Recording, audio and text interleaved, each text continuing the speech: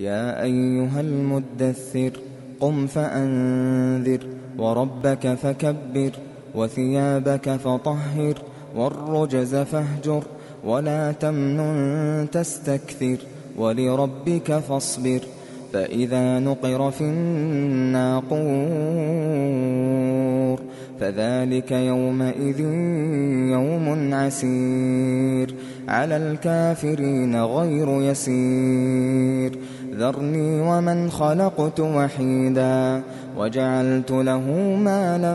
ممدودا وبنين شهودا ومهدت له تمهيدا ثم يطمع أن أزيد كلا إنه كان لآياتنا عنيدا سأرهقه صعودا إنه فكر وقدر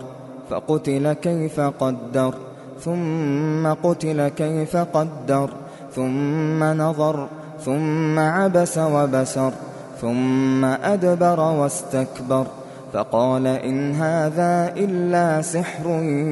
يؤثر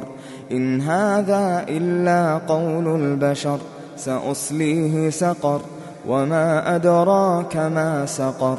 لا تبقي ولا تذر لواحة للبشر عليها 19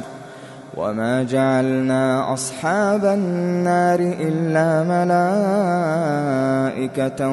وما جعلنا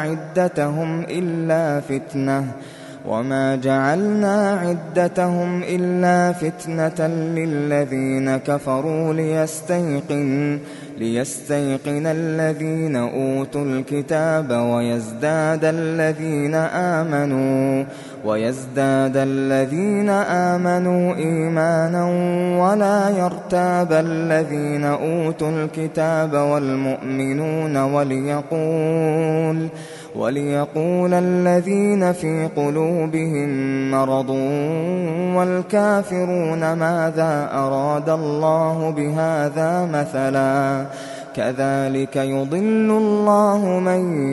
يشاء ويهدي من يشاء وما يعلم جنود ربك إلا هو وما هي إلا ذكرى للبشر كلا والقمر والليل إذ أدبر والصبح إذا أسفر إنها لإحدى الكبر نذيرا للبشر لمن شاء منكم أن يتقدم أو يتأخر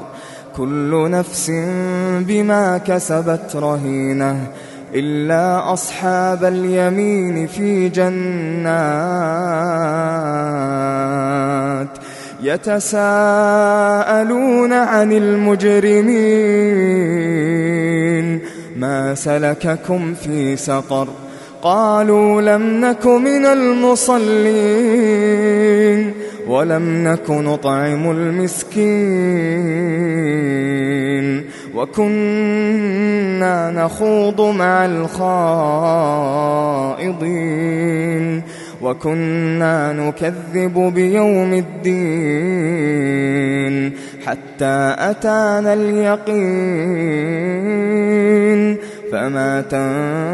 تنفعهم شفاعة الشافعين فما لهم عن التذكرة معرضين كأنهم حمر مستنفرة فرت من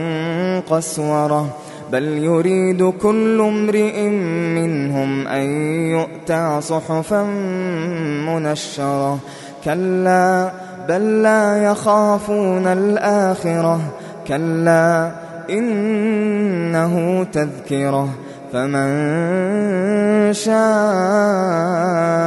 ذكره وما يذكرون إلا أن